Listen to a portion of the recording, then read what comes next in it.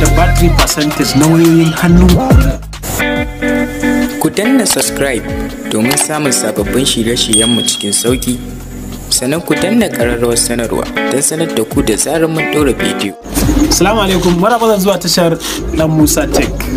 A Dan Musa Tech muna yin kokari yadda ya kamata wajen kawo muku a sauƙaƙe kimiyya da fasaha.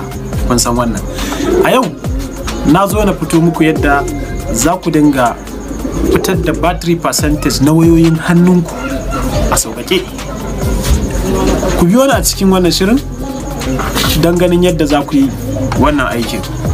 Idan yau ne zuwan ka tashar tamu na farko, ka danna subscribe, ka taɓa alamar ƙararrawa, ka taɓa mana like, yana ɗaga darajar mu a hannun yi. Kamar da ko danna alamar subscribe. In kuma ka yi subscribe, ka taɓa mana alamar like, tana ɗaga darajar mu a hannun YouTube. Mun gode.